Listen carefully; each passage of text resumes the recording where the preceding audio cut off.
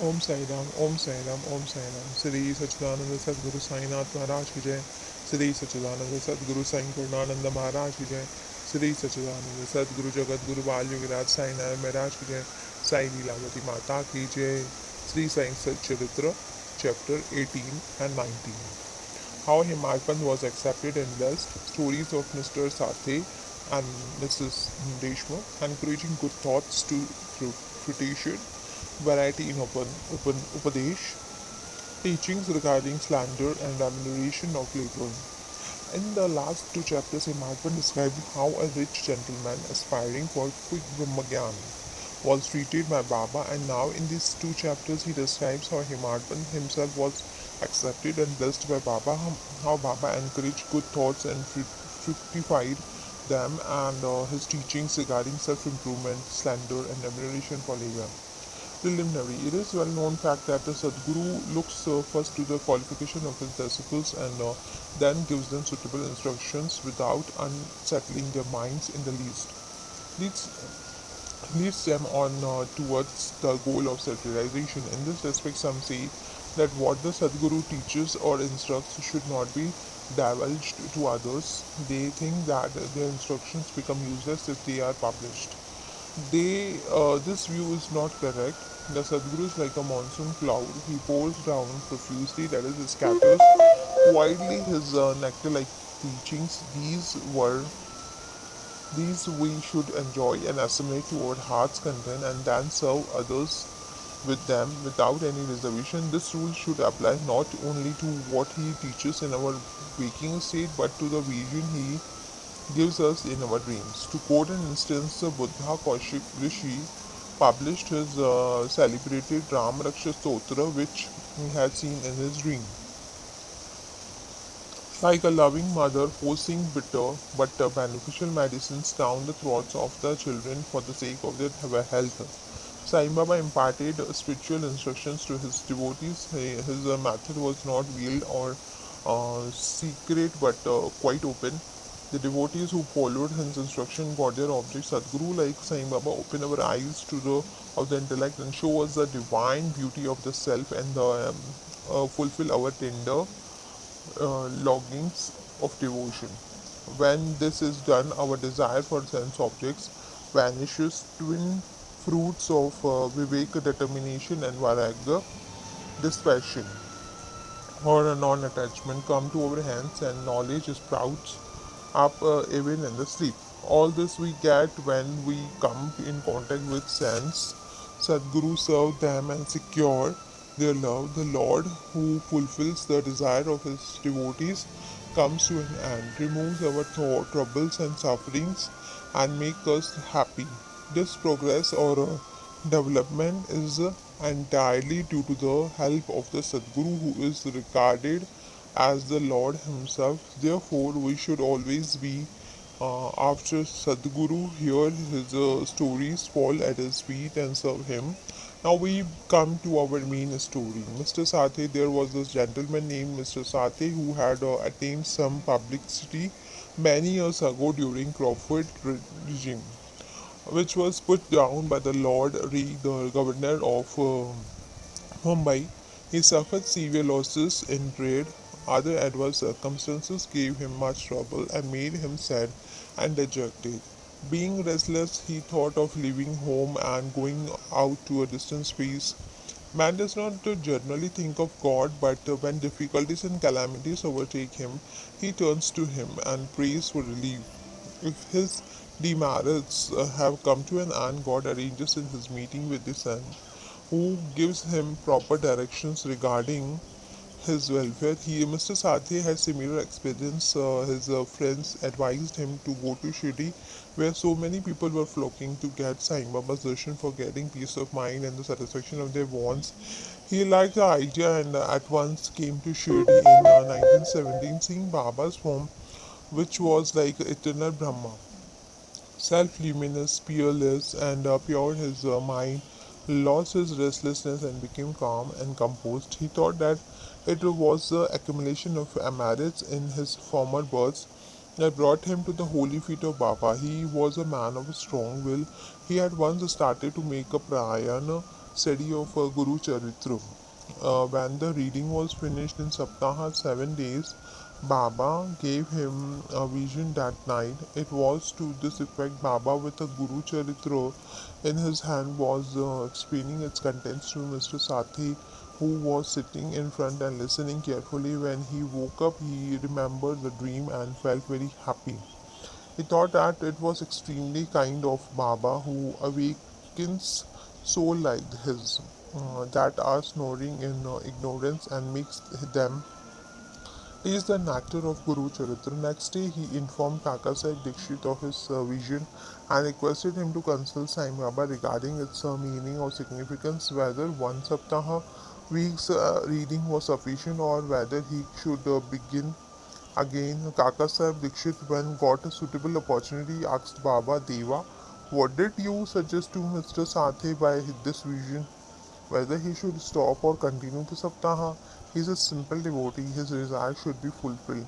Then Baba replied, "He should not make one more Saptaha of the book if the work be studied carefully, and the devotee will become pure and will be benefited. The Lord will be pleased and will rescue him from the bondage of the mundane existence." At this time, Himadpant was present there. He was shampooing Baba's legs. When he heard Baba's words, he thought in his mind, "What Mr. Sathi read for a week only, and got a reward, and I am reading it for 40 years with no result. His 7 days stay here becomes fruitful, while my 7 years stay 1910 to 1970 goes for nothing. Like a Chatak bird, I am ever wanting for the merciful cloud Baba to pour his nectar on me and bless me with his instruction." No sooner did this thought cross his mind, Baba knew it, and then there it was the experience of the Bhaktas that Baba understood all their thoughts, and that he suppressed the evil thoughts and encouraged the good ones.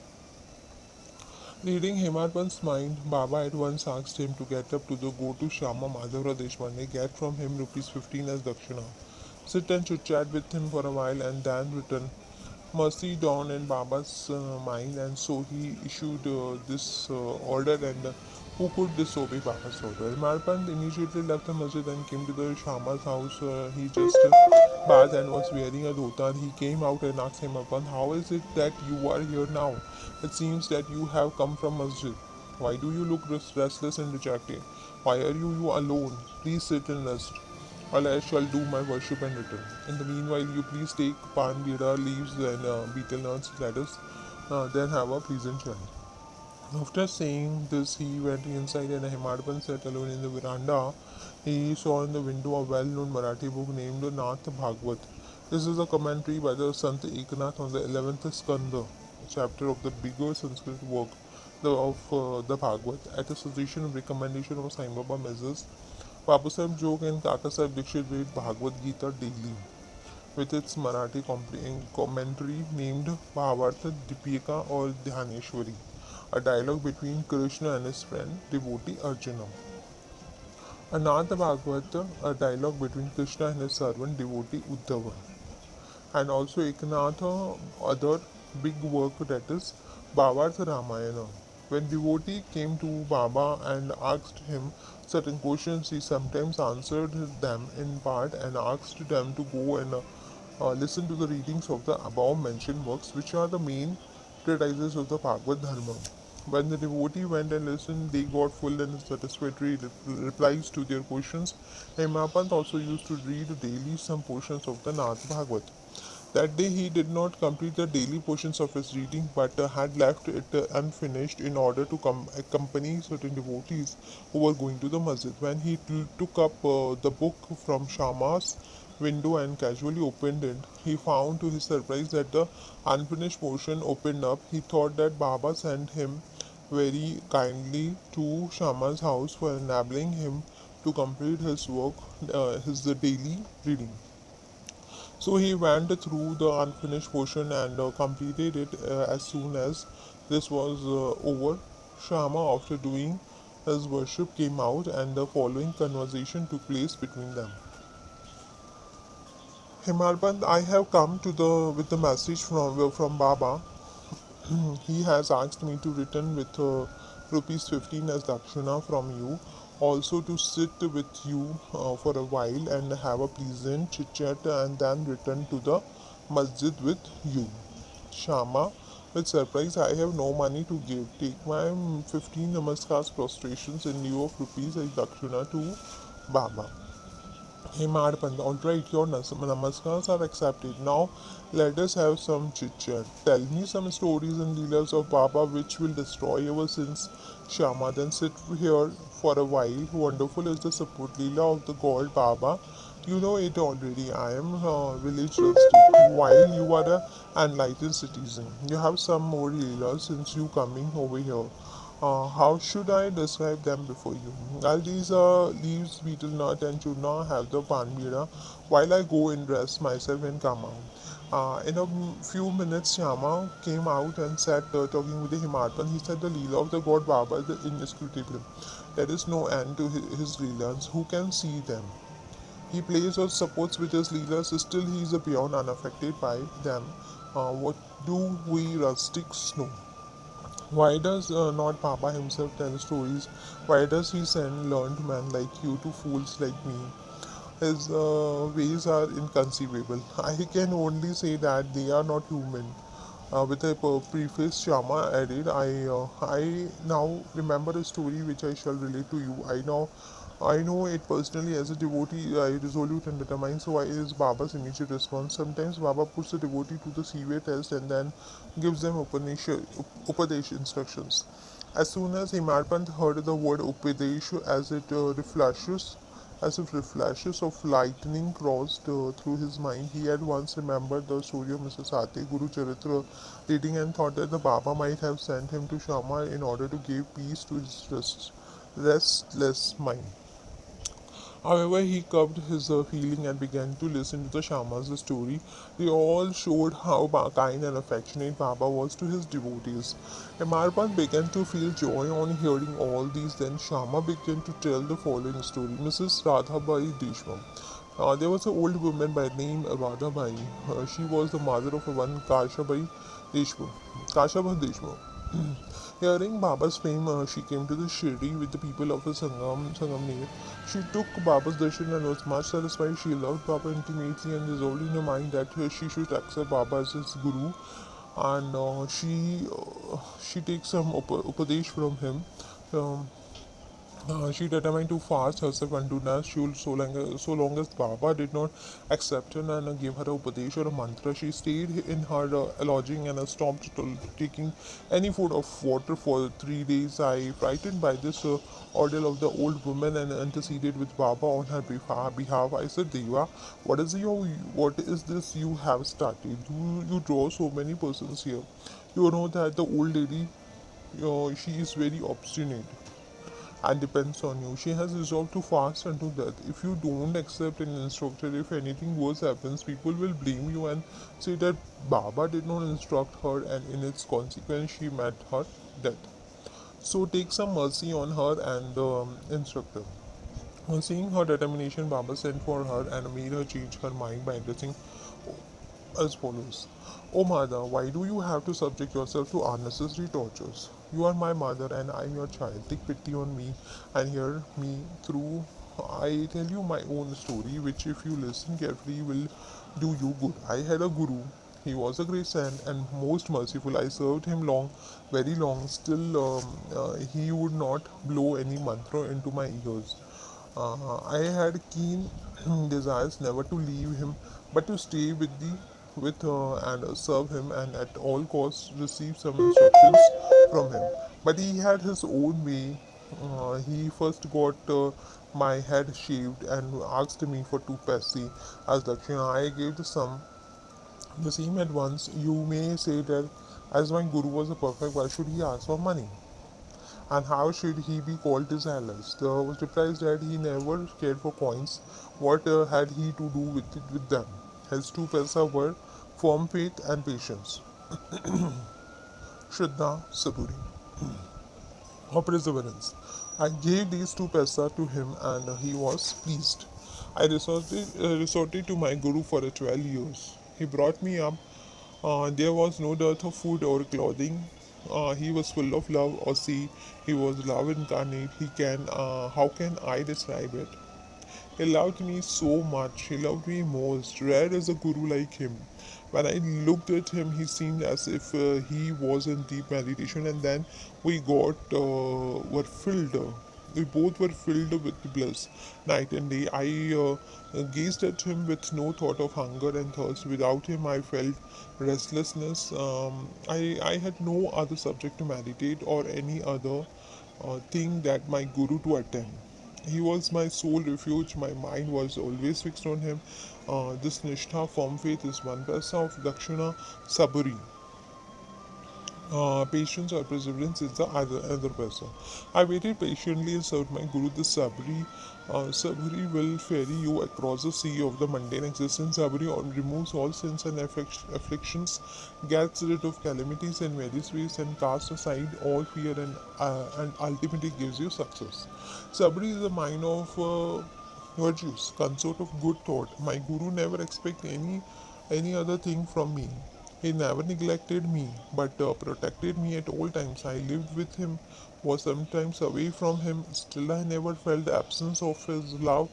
He always protected me by his glance, just as the tortoise feeds her young ones, whether they are near her or away from on the other side of the bank. By her loving glance, oh mother, my guru never taught me any mantra then. How shall I blow any mantra in your ears? Just remember that Guru's tortoise like loving glances gives us happiness. Do not try to get mantra upadesh from anybody. Make me the sole object of your thoughts and actions, and you will no doubt attain Parmartha, the spiritual goal of life. Look at me wholeheartedly, and I in turn look at you sitting in this masjid. I speak the truth, nothing but the truth. No sadhana or proficiency in the six shastras is necessary. Have faith and confidence in your guru. Believe that guru is the sole actor of doer. Blessed is he who knows the greatness of his guru and thinks him to be Hari, Hara, and Brahma. Trimurti incarnate. Instructed in this way, the old lady was convinced. She bowed to Baba and gave up her fast. Hearing this story carefully and attentively and marking its significance and appropriateness, Hemadvan was most agreeably surprised on seeing this wonderful Leela of Baba. He was moved from top to toe. He was overflowing with joy. His throat was choked and he was not able to utter a single word. Shama, on seeing him in this condition, asked him, what is the matter with you? Why are you silent? How innumerable Leelas of Baba shall I describe? Just at this time, the bell in the masjid began to ring, proclaiming that the noon worship and the arti ceremony had begun. Therefore, Shama and Ahmadpant hurried to the masjid. Papu Sahib Jog had just started the worship. Women were up in the masjid and man was standing below in the open courtyard. And they were all singing the artis in chorus to the accompaniment of drums. Shama went up, pulling Hemadpant with him. He sat to the right and Hemadpant in the pulling Hemadpant with him. He sat to the right and Hemadpant in front of Baba. On seeing them, Baba asked Hemadpant to give the dakshina brought from Shama. He replied that Shama gave namaskars in lieu of rupees and that he was there in person. Baba said, all right, now let me know whether you both had a chit chat, and if so, tell me all that you talked about. Not minding the sounds of the bell, the the drum, and the chorus song, Himarpan was eager to tell what they had talked and started to narrate it. Baba was also anxious to hear, and so he left the bolster and leaned forward. And Himarpan said all that they talked about was very pleasant, especially the story of the old lady was most wonderful. And that on hearing it, he thought that this Leela was inexplicable. Under the guise of that story, I really blessed. He really blessed him. Baba then said, "Wonderful is a story. How were you blessed? I would like to know everything in detail from you, so tell me all about it." Then Hemadpant related in full the story which he had heard a little while before and which had made a lasting impression on his mind. Hearing this, Baba was much pleased and asked him, "Did the story strike you and did you catch its significance?" He replied, "Yes, Baba, the restlessness of my mind has vanished, and I have got true peace and rest and come to know the truth path." Then Baba spoke as follows: "My method is quite unique. Remember well this one story, and it will be very useful to get the knowledge realization of the self. Dhyana meditation is necessary. If you practice it continuously, the really subtle thoughts will be pacified. Being quite desireless, you should meditate on God, who is in all the creatures, and when the mind is concentrated, the goal will be achieved. Meditate always on my formless nature, which is knowledge incarnate, consciousness, and bliss. If you cannot do this, meditate on my form from top to toe. As you see here, night and the day, as you go on doing this, your vrittis will be single pointed, and the distinction between the dhyata meditator, dhyana, active meditation, dhyaya, think a meditator upon will be lost, and meditator will be one with the consciousness and will be merged in the Brahma. The mother tortoise is on the one bank of the river and her young ones are on the another. She gives neither milk nor bath from them. He mere loving glance gives them nutrition. Young ones do nothing but remember, meditate upon their mother. The tortoise glances to the young ones, the only source of subsistence and happiness. Similar is the relation between the guru and the disciples. When Baba uttered these words, the chorus of the Aarti songs was over, and all cried out loudly in unison. Victory be to our Sadguru Sai Maharaj, whose pure consciousness, knowledge, and bliss. Dear readers, let us imagine that we are at this time standing amongst the crowd in the masjid, and let us join them in this Jai Jai Khan.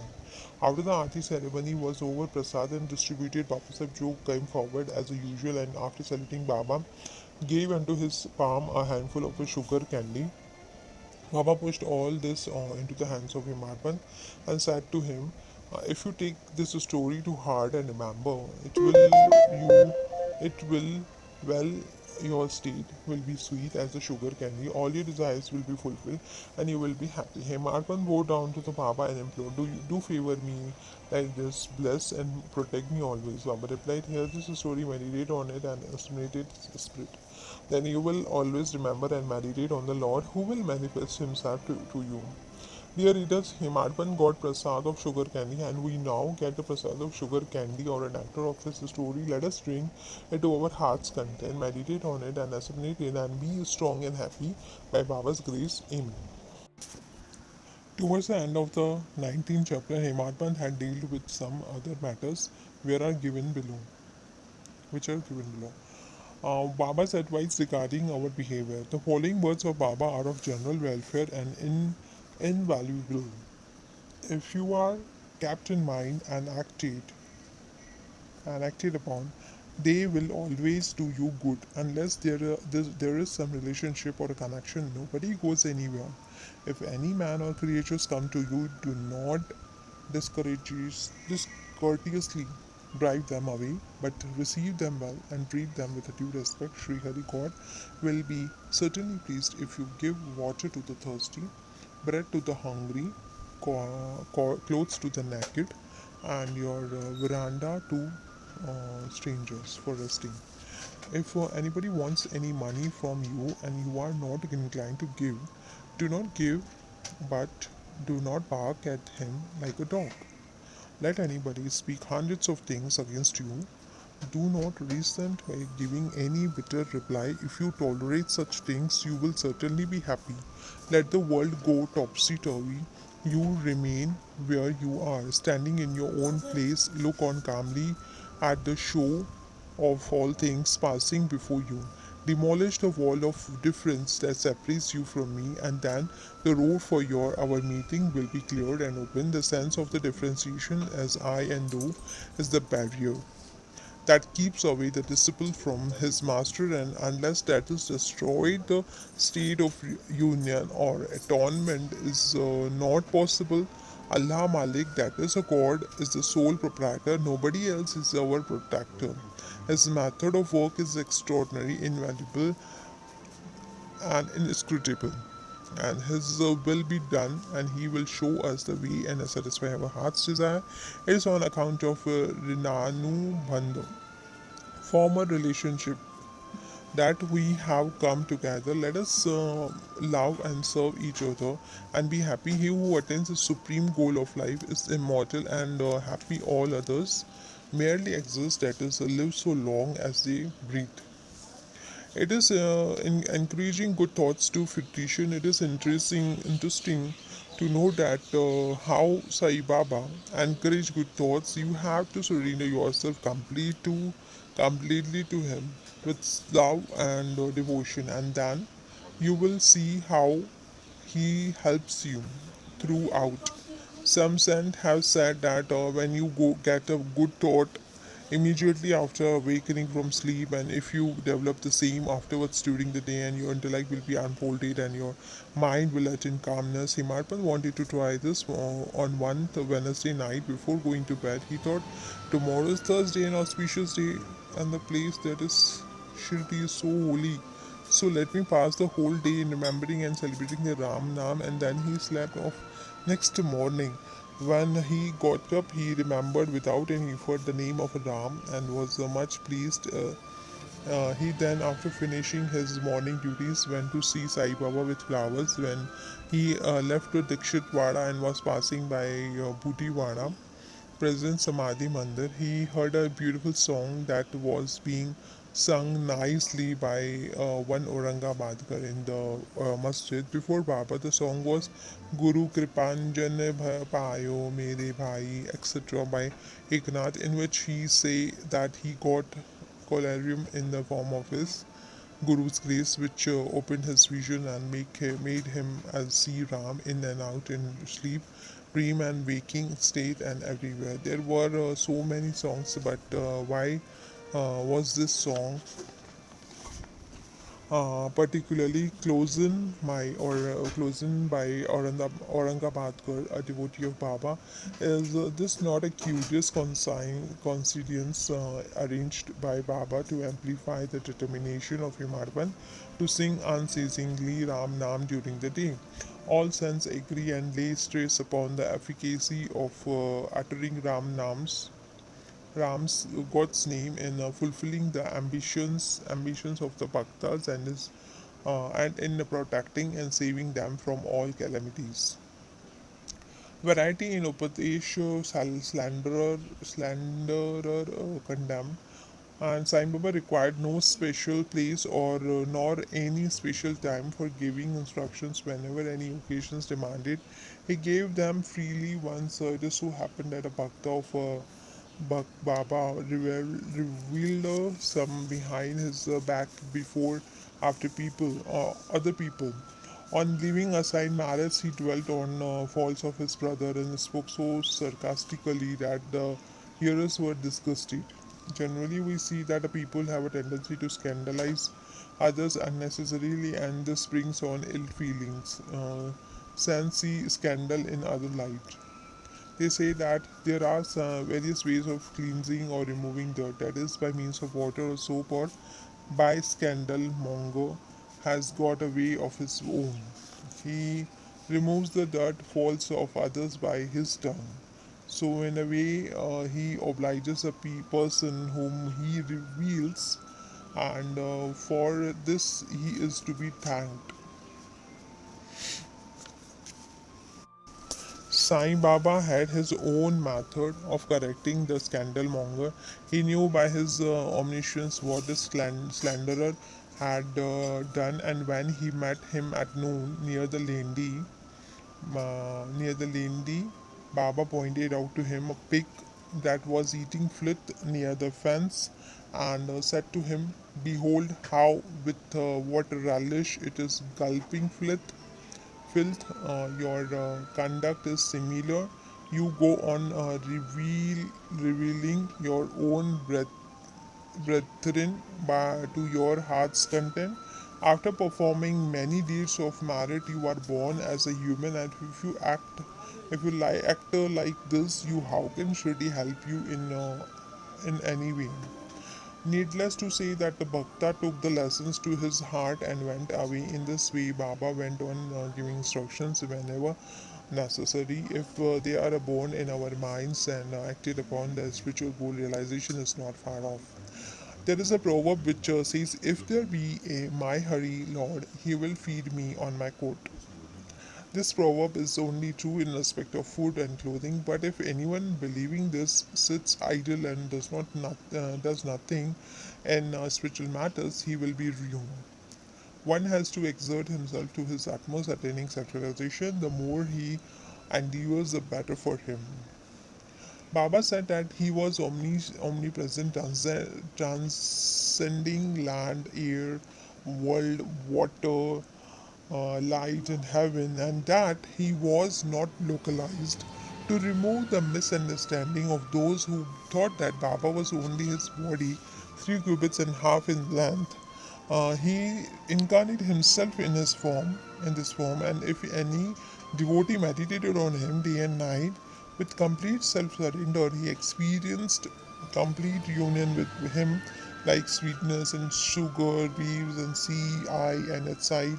He who wants to get rid of the cycle of births and deaths should lead a righteous life with his mind calm and composed. He should not speak harshly to anyone so as to hurt him.